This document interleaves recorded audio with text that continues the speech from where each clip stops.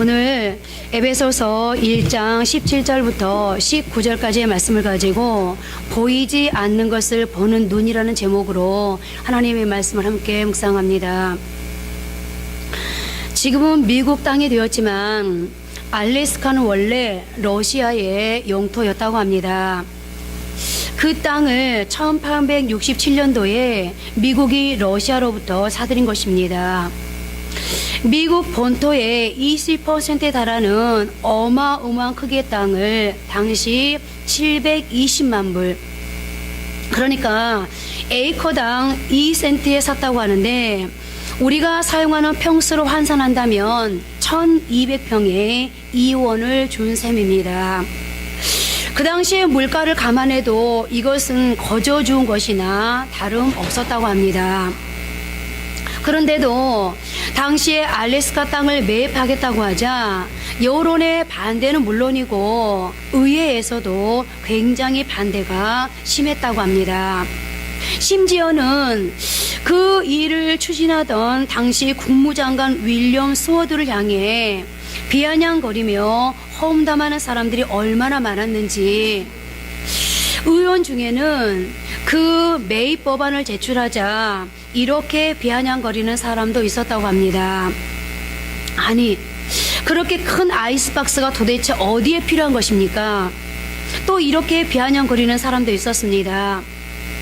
만약 얼음이 필요하다면 미시시피 강에 얼음을 깨다가 장관 집에나 채우시오라고 말입니다. 그런 많은 난관을 다 이겨내고 이 법안을 딱 한 표 차로 통과가 되었습니다. 그렇게 법안이 통과되고 나서도 여론은 좋지 않았고 그 쓸모없는 땅을 매입하기 위해 많은 예산을 낭비했다고 여론이 굉장히 나쁘게 돌아왔습니다. 그래서 알래스카라는 이름 대신에 그 장관의 이름인 스워드를 넣어서 스워드의 바보들이라고 부르기도 했다고 합니다. 그렇게 조롱을 당하며 매입한 땅이었는데 1세기도 지나지 않아서 그 안에 어마어마한 유전과 광물이 있다는 사실이 밝혀졌고, 러시아와 대치하는 상황에서 지정학적으로도 황금의 땅이 되었습니다. 저는 이런 내용의 글을 읽으면서 저에게 도전이 되었던 것은 그 땅의 매입을 주도했던 국무장관 스워드의 통찰력이었습니다. 그는 반대하는 의원들을 이렇게 설득했다고 합니다. 나는 눈 덮인 알래스카를 보고 그 땅을 사려는 게 아닙니다. 저는 그 안에 감추어져 있는 무한한 보고를 바라보고 사자는 것입니다. 저는 우리 세대를 위해 그 땅을 사자는 것이 아닙니다. 다음 세대를 위해 그 땅을 사자는 것입니다. 정말 대단한 통찰력 아닙니까? 그야말로 그는 남들이 보지 못하는 것을 보는 특별한 눈을 가진 사람이었습니다. 비슷한 이야기가 또 있습니다. 미국 플로리다 주에 가면 디즈니 월드가 있다는 것은 잘 아실 겁니다. 테마파크로는 세계 최고의 규모인데 이 디즈니 월드가 1971년도에 개장했을 때는 한평생 디즈니 월드를 향한 꿈을 가지고 있던 월트 디즈니는 불행하게도 이미 죽고 없었습니다. 죽은 지 5년이나 지난 후였습니다. 디즈니 월드를 오픈하면서 많은 사람들이 그것을 너무 안타까워했습니다. 개장식 때 한 직원이 월트 디즈니의 부인인 릴리 디즈니 여사에게 이렇게 말했다고 합니다. 디즈니 씨가 이 장면을 보았다면 얼마나 좋아하셨을까요? 그랬더니 그 부인이 의외의 그러나 너무 의미 있는 답을 했습니다. 그이는 이 모습을 벌써 보았습니다. 그래서 이곳에 디즈니 월드가 세워진 것이지요. 저는 이 한마디가 마음에 참 오래 남았습니다. 평범한 사람은 건물이 다 지어져야 그 건물을 볼 수 있지만 비범한 사람은 건물이 세워지기 전 아무것도 보이지 않는 빈터에서 이미 모든 것을 머릿속으로 그리고 또 볼 수 있는 눈을 가진 사람이라는 겁니다. 그리고 바로 이것이 통찰력입니다.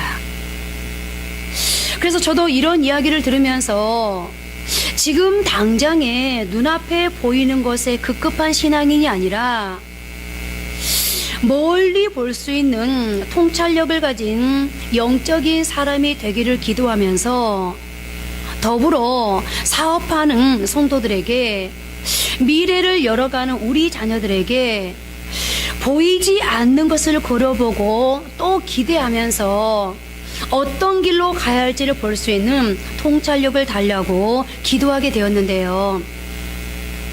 아마 바울 역시 그런 마음을 가지고 이 기도를 드리지 않았나 생각이 들었습니다. 오늘 본문 17절, 18절 상반절입니다. 우리 주 예수 그리스도의 하나님 영광의 아버지께서 지혜와 계시의 영을 너희에게 주사 하나님을 알게 하시고 너희 마음의 눈을 밝히사. 우리 주 예수 그리스도께서 영광의 아버지께서 계시와 지혜의 영을 너희에게 주사 하나님을 알게 하시고 너희 마음의 눈을 밝히사. 여기 바울이 기도하면서 너희 마음의 눈을 밝히사라고 기도하고 있는데요. 자, 그러면 마음의 눈이 밝아진다는 것은 무엇을 의미할까요? 바로 신령한 진리를 깨달을 수 있는 영적 통찰력을 이야기하는 것입니다. 사람의 눈에는 보이지 않지만 성령께서 내 안에 계셔서 은혜를 주심으로 말미암아 영적인 통찰력을 가지고 하나님을 바라보게 하시고 하나님의 심정을 헤아릴 수 있게 해주셔서 내 자신과 지금 내가 겪고 있는 이 상황과 시대를 향한 하나님의 바른 길이 무엇인지 분별할 줄 아는 눈을 갖는 것, 이것이 바로 마음의 눈이 밝아지는 것이라는 겁니다. 그래서 저는 이 기도문을 보면서 이런 질문을 해보게 되었습니다. 그렇다면 오늘 우리는 그리스도인으로서 내 자신을 예리하게 분석하고 이 시대의 흐름을 볼 수 있는 남다른 통찰력을 가지고 있는가? 다른 사람들은 범접할 수 없는 깊은 통찰력으로 세상에 영향력을 끼치고 있는가? 적어도 예수 믿는 사람이라면 지금 내가 하고 있는 이 일에 대해서만큼은 세상 사람들과는 다른 눈으로 볼 수 있어야 할 텐데 과연 그런가? 여러분 어떻습니까?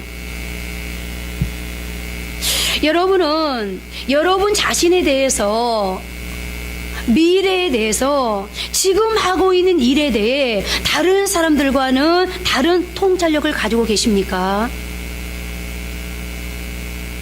만약 우리가 그리스도인으로서 세상 사람들과 다른 영적인 통찰력을 가지고 있다면 우리의 미래의 삶의 결과는 반드시 달라질 텐데요. 오늘 성경에 이것이 안 돼서 실패한 사람이 있습니다. 바로 롯이라는 사람입니다. 창세기 3장 8절 9절입니다.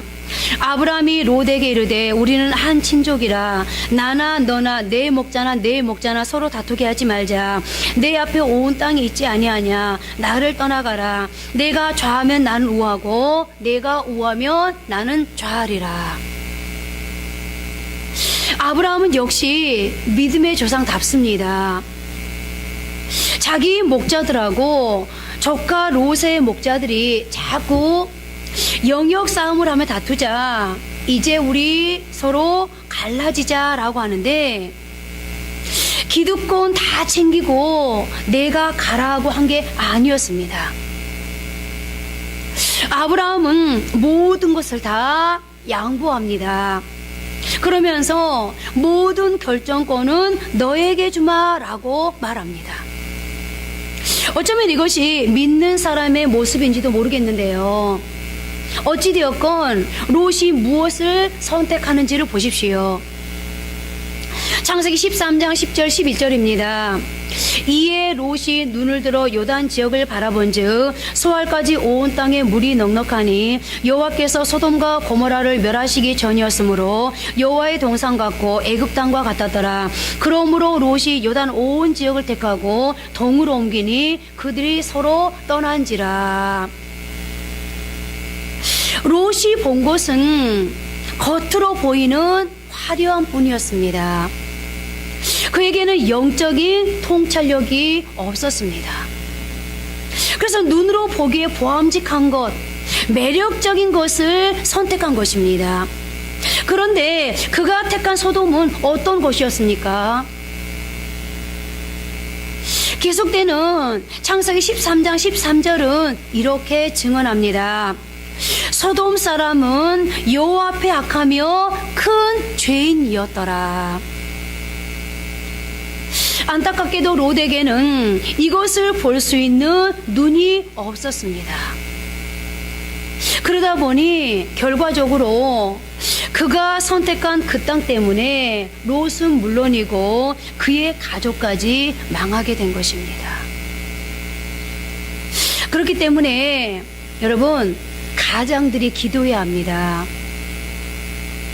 또 우리는 가장들을 위해서 기도해 줘야 합니다.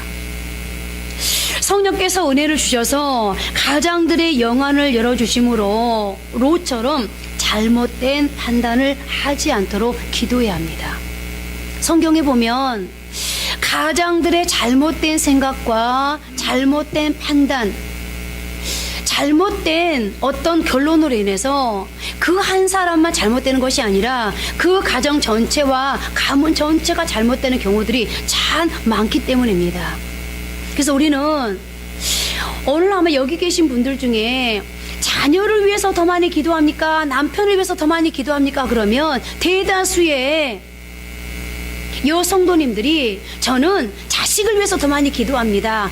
아니, 전사님이 그럴 수밖에 없겠지 않습니까? 우리의 미래는 자식입니다 라고 말하는 분들이 참 많이 계시는데요, 여러분, 그렇지 않습니다. 자식의 미래도 굉장히 중요하지만 그 자식의 미래가 있기까지 그 자식의 미래를 밑받침해 줄 가장이 더 중요합니다. 그래서 여러분, 가장을 위해서 많이 기도해 주십시오. 그리고 가장 되신 분들은 우리 가정의 미래가 나에게 달렸다는 것을 늘 염두에 두시고 하나님 앞에 더 많이 기도할 수 있는 가장들이 되었으면 좋겠습니다. 그런 의미에서 롯과 상반된 인물로 신약의 고넬료를 들 수 있습니다. 이 고넬료야말로 우리가 닮아야 될 이 시대의 또 다른 가장이라는 생각이 드는데요, 고넬료 한 사람의 영안이 하나님 앞에서 밝아지니 어떤 결과가 일어났는지를 보십시오. 사도행전 10장 1절 2절입니다. 가이사랴에 고넬료라는 사람이 있으니 이달리아 부대라는 군대의 백부장이라. 그가 경건하여 온 지방과 더불어 하나님을 경외하며 백성을 많이 구제하고 하나님께 항상 기도하더니. 그는 자기만 경건한 게 아니라 온 집안이 하나님을 경외하며 기도하는 법을 알게 했습니다. 그야말로 그는 온 가정을 밝혀주는 선한 영향력의 사람이었습니다. 그렇다면 이제 우리 한번 생각해 봅시다. 나는 롯처럼 가정과 내가 머무는 공동체를 무너뜨리는 사람입니까? 아니면 고넬료처럼 가정과 공동체를 살리는 사람입니까?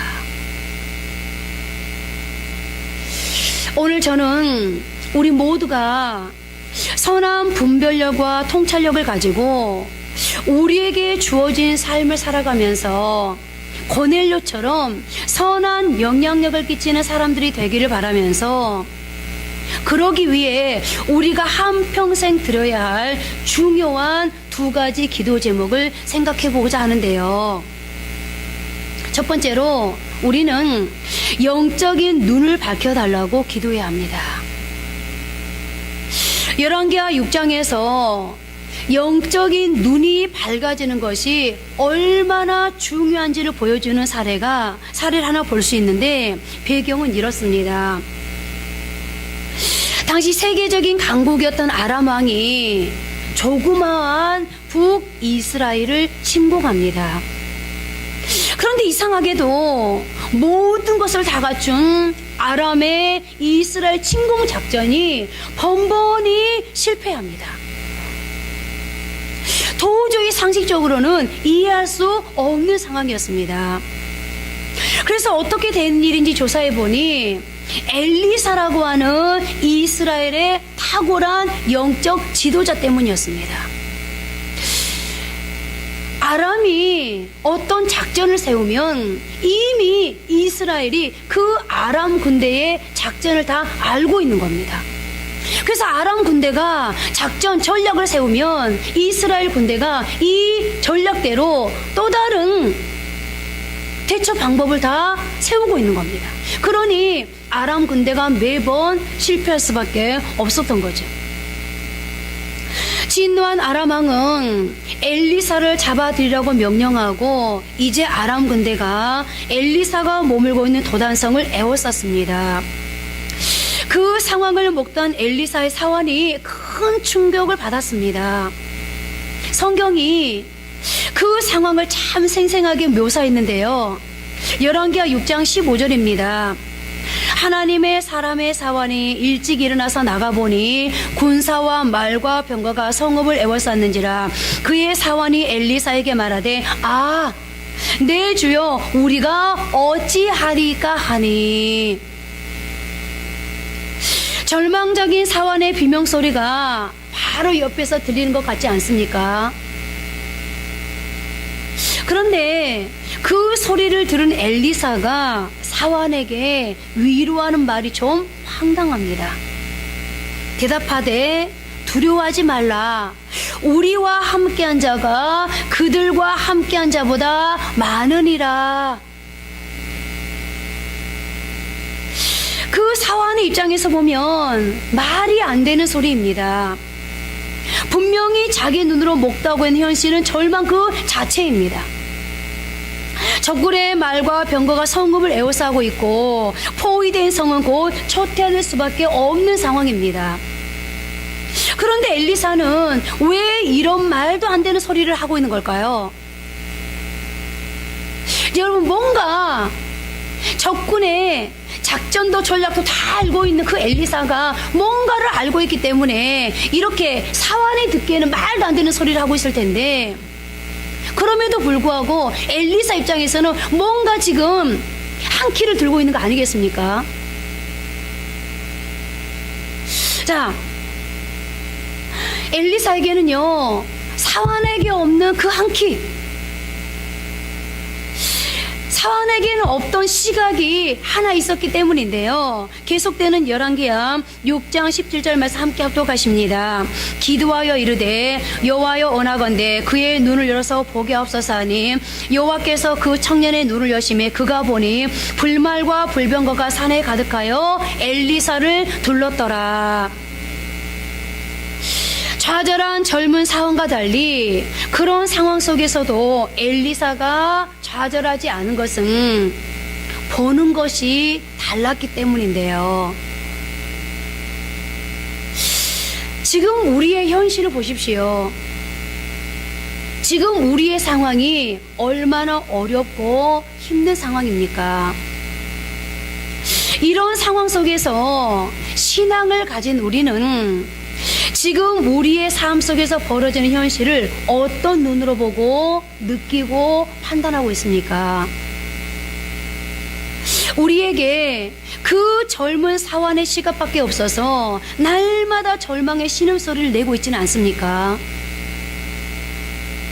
그렇다면 지금의 이 상황 속에서 우리가 가져야 할 태도는 무엇이겠습니까? 세상 사람들과 똑같은 시각으로 보고 판단하여 그들과 똑같이 좌절하고 절망하는 신음소리를 낼 것이 아니라 엘리사의 시각을 가지고 오히려 가족을 위로하고 교우를 위로하고 그런 믿음을 가진 사람, 그런 믿음 있는 성도들이 되어야 하지 않겠습니까? 두려워하지 말아라. 우리와 함께한 자가 그들과 함께한 자보다 많으니라 라고 말입니다. 사도행전에서 바울이 경험한 사례가 바로 그런 것이었는데요. 바울이 복음을 전하다가 붙잡혀 로마로 압송되는 중이었습니다. 결박된 채 배를 타고 가는데 그 배가 유라굴로라는 큰 광풍을 만났습니다. 언제 죽을지 모를 상황에서 평소에는 폼 잡던 선장도 혼비백산하여 난리가 났습니다. 바로 그때 바울이 등장합니다. 바울이 가운데에 서서 말하되 여러분이요 내 말을 듣고 글에 대해서 떠나지 아니하여 이 타격과 손상을 면하였더라면 좋을 뻔하였느니라. 내가 너희를 권하노니 이제는 안심하라. 너희 중 아무도 생명에는 아무런 손상이 없겠고 오직 배뿐이리라.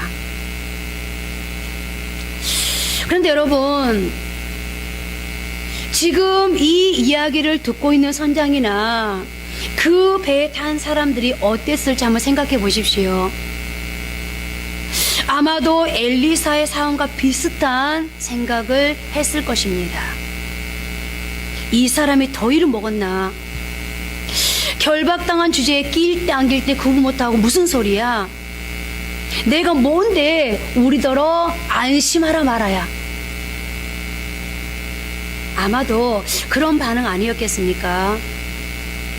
그런데 바울이 무슨 근거로 이런 이야기를 하는 겁니까? 여러분, 바울이 무슨 근거로 이런 말을 하고 있는 거죠? 그에게는 영안이 열려 있었기 때문에 그가 보고 들은 것이 있었습니다. 내가 속한 바 곧 내가 섬기는 하나님의 사자가 어젯밤에 내 곁에 서서 말하되 바울아 두려워하지 말라. 내가 가이사 앞에 서야 하겠고 또 하나님께서 너와 함께 항해하는 자를 다 내게 주셨다 하였으니 그러므로 여러분이여 안심하라. 나는 내게 말씀하신 그대로 되리라고 하나님을 믿노라. 그렇습니다. 그는 영안이 열려 있었습니다. 영안이 열린 사람만이 이렇게 담대하게 말할 수 있습니다. 영안이 열린 사람은 평상시에는 힘이 없는 것 같아도 어떤 어려운 순간, 위기의 결정적인 순간에 내 자신뿐 아니라 다른 사람들까지 안도시키는 결정적인 역할을 할 수 있습니다. 여기 열왕기하 6장에 펼쳐진 구도를 보십시오.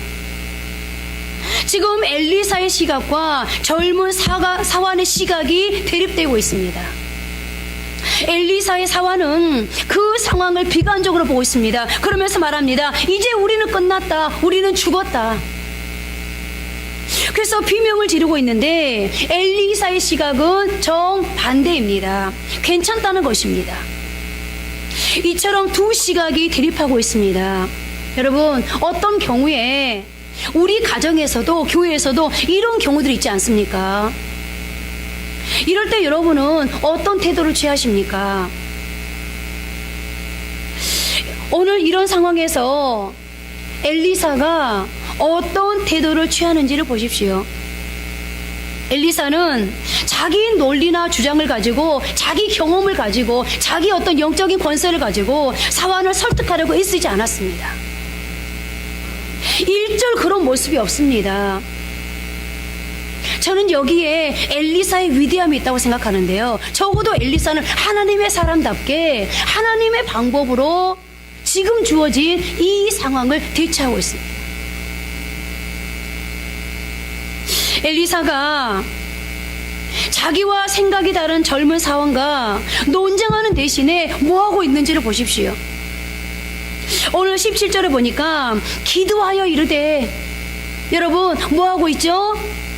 기도하고 있습니다. 저의 눈을 열어주신 하나님, 이 젊은 사원의 영안도 열어주시옵소서. 여러분, 우리도 이런 경우 너와 나의 시각이 다를 때, 너와 나의 의견이 다를 때 싸우려고 하거나 설득하려고 하지 마십시오. 차라리 하나님께 영안을 열어서 오늘 내가 본 것을 저 사람도 보게 해달라고 기도하십시오. 그리고 바로 그런 사람만이 이런 말을 할 수 있습니다. 여러분이요, 안심하십시오. 나는 내게 말씀하신 그대로 되리라고 하나님을 믿습니다. 두려워하지 마십시오. 세상이 아무리 우리를 넘어뜨리고 잡아뜨리려고 진치고 있다 할지라도 나를 도우신 하나님은 더 크신 하나님의 방법과 능력으로 나와 동행하고 계십니다. 당신과 동행하고 계십니다. 그 하나님을 신뢰하십시오 라고 말입니다. 오늘 여러분, 적어도 우리는 이제 하나님의 사람으로서 어떤 상황을 대처하는 방법이 이제는 좀 달라야 되지 않겠습니까? 그 대처하는 방법의 출발은 여러분들의 영안이 열리는 데서부터 출발합니다. 여러분, 누가 어떤 말을 해도 그 말은 정답이지 않습니다. 사람들의 말에 이제까지 그랬던 것처럼 휩쓸려 다니지 마십시오. 이제 어떤 상황 앞에 설 때마다 하나님, 저 사람은 하나님 안에서 영안이 열려서 하나님을 만나고 하나님의 음성을 듣고 하나님의 방법을 알고 하나님의 뜻을 알고 하나님이 원하는 길을 가는데 하나님 왜 저에게는 영안을 열어주지 않습니까? 저에게도 영안을 열어 보게 해주십시오. 듣게 해주십시오. 그러므로 하나님의 뜻을 성취하며 살게 해주십시오. 여러분, 하나님이 어떤 한 사람의 하나님입니까? 아닙니다.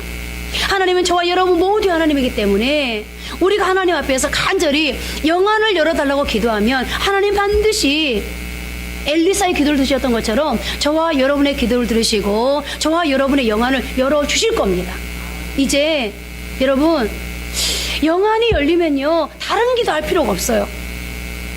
왜요? 우리가 영안이 안 열려서 하나님의 그 진짜를 보지 못하기 때문에 이 세상의 가짜를 붙잡고 그 가짜에 속아서 너무 번지수 다른 기도를 하고 있는 거예요. 여러분, 어떻게 저한테 영안을 열어달라고 그래요? 영안은 전도사님이나 열어달라고 기도하는 거 아니에요. 아닙니다. 그러면 왜 엘리사가 그 사환의 눈을 열어달라고 기도했겠어요? 하나님은 성경에 영적인 눈은 내가 목회자들한테만 열어줄 거야. 영적인 눈은 내가 기도 많이 하는 사람한테만 열어줄 거야. 영적인 눈은 내가 성경 많이 보는 사람한테만 열어줄 거야 라고 말씀하신 적이 없어요. 성경은 우리에게 약속합니다. 어느 누구라도 내게 구하면 내가 그 사람의 기도를 들어주겠다. 아멘. 여러분, 이제 여러분들이 평생을 기도해야 될 것, 영안을 열어주십시오 라고 기도할 수 있기를 바랍니다. 두 번째로, 우리는 올바른 시선을 달라고 기도해야 합니다. 창세기 3장에 나오는 아담과 하와의 타락을 보며 많은 생각을 하게 되는데요. 여자가 그 나무를 본즉 먹음직도 하고 보암직도 하고 지혜롭게 할 만큼 탐스럽게 난 나무인지라, 여자가 그 열매를 따먹고 자기와 함께 있는 남편에게도 주매 그도 먹은지라. 사탄의 꿰매에 빠진 하와가 선악을 알게 하는 나무의 열매를 따먹고 그 남편 아담에게도 주어 먹게 했다는 건데요. 근데 여기서 나무 열매를 먹었다 안 먹었다 이게 중요한 게 아니에요. 우리는 여기서 사탄의 꿰매에 빠져 타락의 길로 빠져버린 아담과 하와에게 나타나는 결과에 충격과 두려움을 느끼게 됩니다. 왜냐하면 성령도 우리의 눈을 밝혀주지만 악령도 똑같이 우리의 눈을 밝혀준다는 사실 때문입니다. 창세기 3장 7절 상반절에 보니까 이에 그들의 눈이 밝아져 라고 타락한 그들의 눈이 밝아졌음을 증언하고 있는데요. 그런데 눈이 밝아지자 무슨 일이 벌어졌는지 3장 7절에 계속되는 말씀을 보면 자기들이 벗은 줄을 알고 무화과 나무로 입을 엮고 뭘 만들었더라? 치마로 삼았더라. 아담과 하와는 밝아진 눈으로 하나님의 영광을 보기보다는 벌거벗은 자신들의 모습을 바라보았습니다. 마치 롯이 밝은 눈으로 화려하기 그지없는 세속 세계를 바라본 것처럼 말입니다. 그리고 우리가 느끼는 두려움이 바로 여기에 있습니다. 악령도 우리의 눈을 바뀔 수 있다는 겁니다. 그런데 중요한 것은 악령에 의해서 눈이 밝아진 사람은 왜곡된 시선을 갖게 된다는 것입니다. 벌거벗은 자신을 보고 절망합니다. 수치심에 빠집니다. 그래, 이 말은 무슨 말이죠? 악령이 우리의 눈, 그러니까 쉽게 말씀드리면 사탄이 우리의 눈을 밝게 하면 부정적인 것을 먼저 본다는 거예요. 그리고 사탄이 우리의 눈을 열어서 무언가를 보게 하면 부정적인 것을 먼저 본 것이 아니라 그 부정적인 것을 자꾸 뭐하죠? 확대시킵니다. 그래서 여러분, 결과적으로 가져다 주는 게 뭐죠? 부정적인 것을 보게 하고 부정적인 걸 자꾸 확대시키면서 우리에게 뭘 가져다 줘요? 두려움을 가져다 줘요. 그래서 자멸하게 만듭니다. 그런데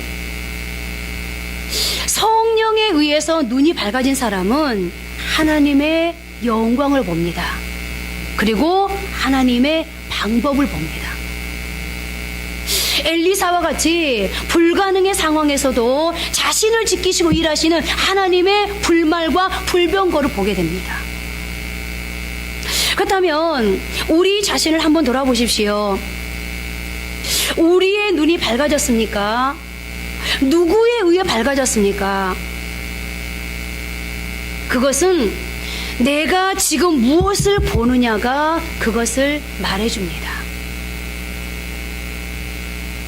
허구한 날 초라한 자기 자신만 바라보거나 비참한 자기 가정만 들여다보고 문제 많은 상황, 문제 많은 남편, 문제 많은 자식만 들여다보고 좌절하고 있다면 그 눈은 감았다가 다시 떠야 합니다. 우리가 성령에 의해서 제대로 눈을 뜨게 되면 지혜와 계시의 성령께서 우리의 눈을 뜨게 하시면 우리의 바라보는 것이 달라집니다. 그래서 여러분, 참 많이 그런 소리 합니다만 우리가 무엇을 바라보느냐에 따라서 인생의 결과가 달라진다고 하지 않습니까?